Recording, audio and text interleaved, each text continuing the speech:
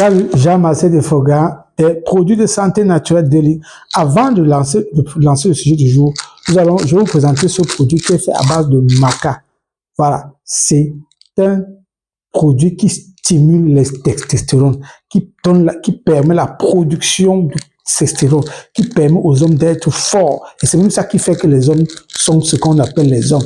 Donc les femmes là, si vous voulez aussi devenir les hommes, comme de plus en plus les femmes veulent devenir des femmes fortes là, prenez aussi la testostérone. Non, non, c'est une blague, ok? Je blaguais pour ça. Donc voilà, c'est uniquement un produit pour les hommes et c'est extrêmement bien. Et c'est pour ça qu'en anglais on appelle ça testostérone booster, parce que ça booste, ça permet à l'homme d'être le mâle, voilà, d'être fort, voilà, comme les dames vous les aimez, vous aimez. Ok, maintenant. Le sujet du jour concerne quoi? Concerne la sédentarité.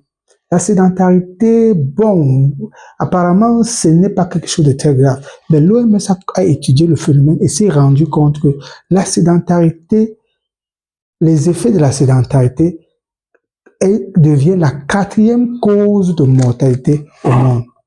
Et est la première cause de mortalité évitable. Ça veut donc dire que si on n'est pas sédentaire, parce que la sédentarité, c'est quelque chose qu'on peut éviter. Voilà. Et la sédentarité, c'est quoi? C'est le fait de faire une activité où on ne bouge pas beaucoup. C'est le fait de faire une activité où on reste longtemps assis. Voilà. Comme vous allez voir ceux qui sont dans le secteur tertiaire ou le secteur de services ou dans les technologies autres, où ils ne sont pas obligés de travailler beaucoup, où ils utilisent beaucoup leur neurones, donc ils passent beaucoup de temps assis dans les bureaux. Et vous savez qu'aujourd'hui, tout nous pousse à être sédentaires parce que même quand vous allez dans un supermarché, il y a des ascenseurs, il y a des escalators, voilà, on peut appeler le taxi à distance, on peut commander des livres, commander la nourriture, tout commander. Donc, on a plus la possibilité de bouger. Voilà. De beaucoup bouger. Et voilà. Donc, et puis, quels sont les effets donc du fléau de la sédentarité? Il y a le fait que quand vous êtes sédentaire, vous êtes à risque de maladies cardiovasculaires, du diabète de type 1. Vous pouvez facilement prendre du poids et devenir obèse. Et il y a un problème qui est aussi extrêmement important, c'est que vous avez des troubles musculo-squelettiques, c'est-à-dire que vos articulations deviennent grippées. À peine vous avez fait un effort, vous avez l'impression que vous avez mal partout.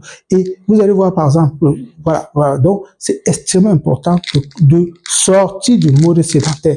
Moi, la solution que je vous donne, ou bien le petit secret que j'ai, c'est que j'ai mes montres connectées. Vous savez, moi, je suis un vendeur de montres connectées parce que je suis dans le bien-être. Donc, moi, j'ai une montre connectée où je le mets en mode sédentaire et j'ai choisi l'intervalle de 1h45 minutes. Donc, chaque 1h45 minutes, surtout quand je suis au bureau, parce que quand je suis au bureau, c'est autre chose. Mais quand je suis au bureau, je sélectionne le mode sédentaire, pardon. Ça fait que chaque 1h45, il va sonner. Quand il va sonner, qu'est-ce que je veux faire? Je veux me lever de mon bureau, je veux prendre ma tasse, voilà, je prends,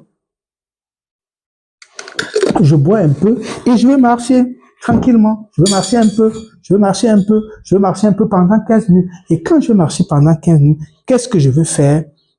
15 minutes après, je vais me rasseoir et je vais recommencer à travailler. Et après 15 minutes après, et 15 minutes. Et quand tu auras la possibilité, si je sors, par exemple, quand je suis dans le métro, je vais la plupart du temps choisir de prendre les escaliers. Ou bien, s'il y a possibilité de ne pas prendre les ascenseurs ou les escalators, je vais les éviter. Si j'ai 2 ou 3 niveaux pour monter, je vais préférer monter. C'est comme ça que j'essaie d'éviter de sortir du mode sédentaire. Et j'ai aussi ma montre connectée qui me permet, quand en journée, je me rends compte que je n'ai pas beaucoup bougé, qu'est-ce que je fais? Je vais simplement regarder ma montre connectée et je vais par exemple voir le nombre de pas que je fais par jour et je vais essayer en fonction du ressenti de la journée, soit après avoir mangé le soir, faire 30 ou 45 minutes, même 1 heure de marche après avoir mangé le repas. Ça, c'est comme ça que je fais pour lutter contre la sédentarité. Et chaque semaine, je vais courir un peu 2 ou 3 fois la semaine. D'ailleurs, les les spécialistes disent que le fait de faire le sport une seule fois, vous n'êtes pas sorti de la sédentarité, vous êtes toujours sédentaire. Pour réussir à sortir de la sédentarité, il faut être capable de faire au moins 1h30 de sport ou d'exercice physique.